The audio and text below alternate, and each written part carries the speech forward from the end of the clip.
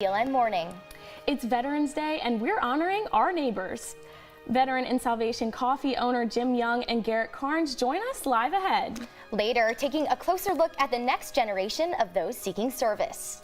And ELN's marching band salutes through song in their Veterans Day concert. Today, November 11th, 2021. This is ELN Morning, honoring our veterans.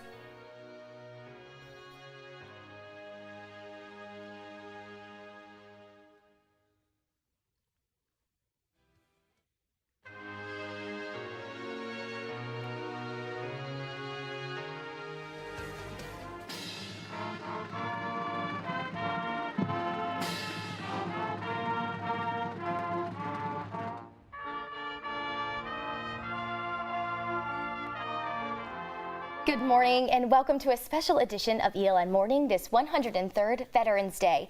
Big thank you to our friends over at Stainback Florists and Gifts for this beautiful arrangement. Naomi, it's the perfect addition to our desk this morning. It most certainly is. And today we celebrate with you honoring those who served across the country, but especially among us in the Alamance County community, right here on ELN's campus. And this morning on campus, ELN is marking the holiday with a flag raising ceremony outside Alamance. Our Ellis Chandler is out there with more on the ceremony. Ellis? Good morning. They just raised the flag right here in front of the Alamance building as part of this morning's Veterans Day ceremony here on campus. We heard from President Book and one of ELN's very own faculty members, Dr. Mary Kahana, already, and we're about to hear from University Chaplain, Reverend Kirsten Boswell. It's been a great turnout here at the ceremony so far, and I'll have your Veterans Day forecast later on in the show, but it's a beautiful day to honor those who have served. Ellis, thank you, and we'll check back in with you soon. Now live with us in studio this morning is Army veteran and owner of Salvation Coffee in Burlington, Jim Young, and retired Marine Garrett Carnes. Thank you both for your service, and thanks for coming on the show today to share your stories with us. Thanks for inviting us. Jim, at 17, you joined the Army. Why ultimately did you decide to serve? Honestly, sheer boredom. You know, there wasn't much to do. We didn't have phones and stuff like that. And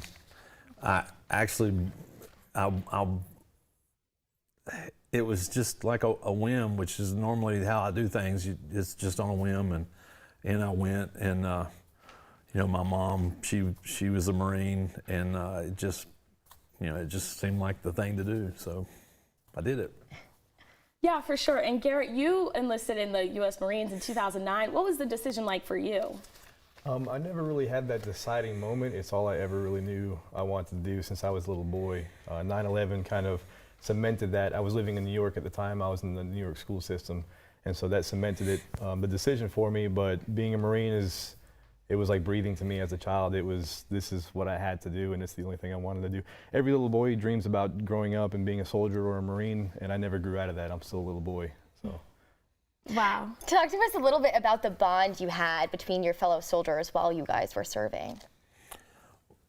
Well, I think the bond, I mean, honestly, just the basic training when you're there, and you rely on these guys. Even when I was in, we weren't in any battles or anything like that, but you're still going through the training, and you're there together. You're experiencing that together, and it's nice to have. I think when I was in, they call him your Ranger buddy, and it's usually just you and your Ranger buddy. You're digging foxholes and going through the dirt, experiencing the same thing, getting yelled at the same way in basic and in infantry school and stuff. I think you know, I still talk to the guys I was in with today. I don't think that I do think bonds that Garrett has with his friends are much stronger because of the situation he was in is greatly different from mine. And I was just in, and that was it. I didn't I wasn't in any kind of battle, but the bonds, and even Garrett, we just met through the coffee thing, and we have a bond. I mean, I love this guy to death, and we're just, you know, we were soldiers. Granted, it was a different time. We both signed that check, but Garrett has, I'm sure he's got greater bonds and just been there and more so than I have with my buddies that I was in with. Garrett, how about you? It's on you now. We call it a brotherhood, and it's deeper than brotherhood. So there's an old saying, blood is thicker than water, but there's a lot of confusion on that. It's not blood, family blood, that makes you thicker than water. It's blood that's shed on the battlefield. That's where the saying originally came from. And that's true, because when you are trained, not just on the battlefield, but when you're training, you are seeing humans at their very best, to their core. And you're exposing all of your weaknesses and vulnerabilities to these people around you. You know that your life and your safety is in their hands, and vice versa. And so to grow in that way together, there's only one way that you can grow that way, and it's on the battlefield. For sure, and that's really powerful. And Salvation Coffee is a really popular spot for ELN students. Can you talk a little bit about why and how it came about? Well, when I came home from the service, I started a company, and I did audio-video systems, surveillance systems and stuff for cars and homes and commercial companies. And I did that for about 30 years, and I'd always liked coffee. When I was stationed in Germany, that was what you did. You went downtown and you sip, a little espresso. It was I just started messing with different beans and different coffees, and then it piqued my interest and my curiosity. So I got a little small coffee roaster and was playing around, and I was letting other people sample what I'd roasted, and they liked it. So it's like, this might be a little side hustle, because my company that I started, I did that because I love doing that stuff. I love music, and I love messing with electronics and cars and stuff. But it got to where it was work. So I needed something to get my mind off of that work. And so we started doing that, and just roasting coffee. And I spoke to the city about what I needed to do to, if I wanted people to come in and sample what I was roasting. And I had to put a bathroom in. Plumbing and it's like, well, that's the most expensive thing. So I went home that evening, and I told my wife, so we're opening up a coffee shop. Oh, amazing. It turned into something so much more. And thank you so much for being with us in the studio again. Jim, Garrett, thank you so much. And ELN, as you wake up today and every day, head over to Salvation Coffee and get yourself a tasty pick-me-up. You heard from them at the beginning of the show, and I took a quick look at how the Fire of the Carolinas marked Veterans Day this year.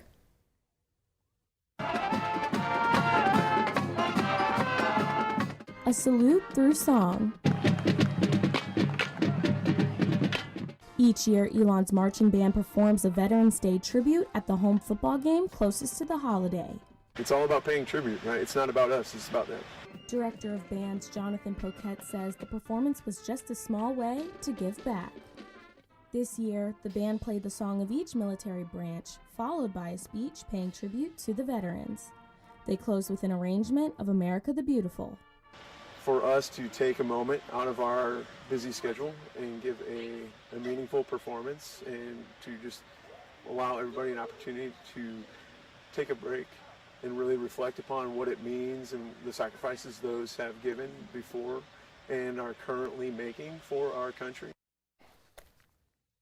ELN Morning will return in 60 seconds.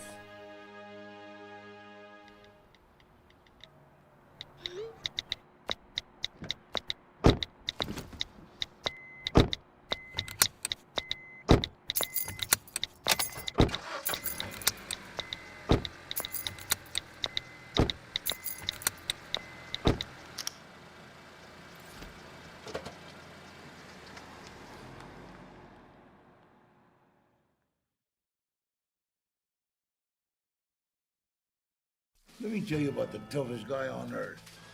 He has the crazy strength to lift the man that raised him up without even flinching. This guy, this warrior, will always be by his father's side, even if his dad will hardly remember. If this guy isn't the toughest guy on the planet, then I don't know who is. Caregiving is tougher than tough. Find the care guides you need at aarp.org/caregiving.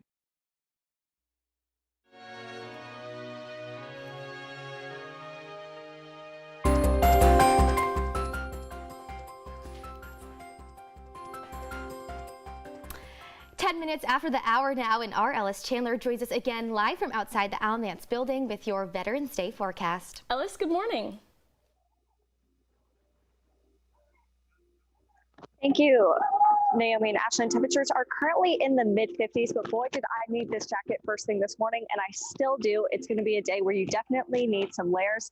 Temperatures will creep up to the low 70s toward the mid-afternoon, early evening, but by tonight, it'll be back down to about 39 degrees, and there's even a 50% chance of rain. So you may want to switch out your light jacket for a rain jacket later on, but otherwise, it's looking like a beautiful day to honor Veterans Day otherwise. Back to you in the studios. Well, Ellis Chandler live outside in front of Alamance with us this morning. Thank you so much. Hear how some ELN students pursue service when ELN Morning returns in 60 seconds. I'll be right back. Hi. You think you're probably sober? Yeah. But you're thinking about taking the back roads home, just in case. If you're probably sober, then why would you do that?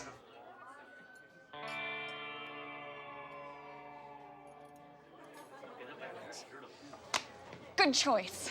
Probably okay isn't okay. If you see a warning sign, stop and call a cab, a car, or a friend. That's a full glass of wine. I'll be chatting you later.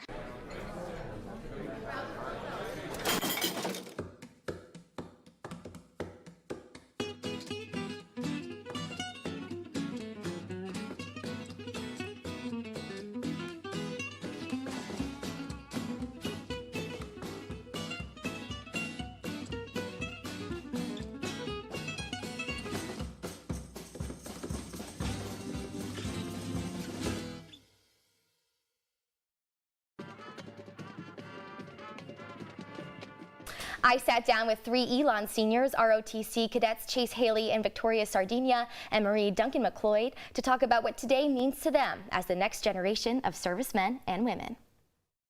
Talk to me a little bit about your motivation to serve.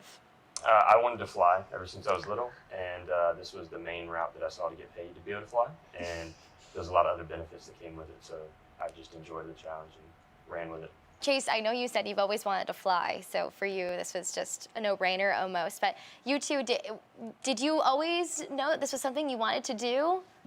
So it was not something that I really thought of doing, but it was, like I said earlier, that just wanting to be challenged and that fear of not being challenged, and I just didn't want to have any regrets like going into college, because I knew if I saw ROTC kids, I'd always be like, dang it, like, what if that had been me, you know? And so I figured if I didn't like it, I would just drop it. And I'm so thankful. It's been probably the best decision I've made in all of college, so. One thing about the Marines is there's a lot of pop culture references. So things like video games, like Aliens, if you haven't seen any of those movies, like it's the Marines, it's the Marines, it's the Marines. And it was just always something that stuck to me. And doing cadets in high school, I just really resonated with the lifestyle, and I saw myself, doing really well in it and kind of succeeding and finding that it was a niche I was in. And the U.S. Marines in particular always called to me. I imagine, though, Veterans Day has a special significance to you all. Could you talk a little bit about that? For me, it's just being thankful. I mean, there's a lot of people that made it possible for us to be here, so to be able to also give that back is something big. And I just look forward to paying it back, and at the end of my life, being able to say I did something bigger than myself. I think for me, Veterans Day is kind of an opportunity to tell everyone that what they're doing is the right thing and that it's okay, and that, no matter what they go through or what kind of struggles they have, that it's okay to come out and talk to us about it, and that we're proud of them regardless as to, what they've done or what kind of struggles they're going through back here at home. And we want to extend a thank you to those students who are on their way to serve, including our very own Ted Thomas, who you can see is actually in our control room directing the show right now. Ted, thank you. Well, that will do it for us here today. ELN Morning, thank you again to those in studio and across the country for their service as we celebrate this Veterans Day. On air, online, and in the stands, we are ELN News Network. Have a great day, ELN.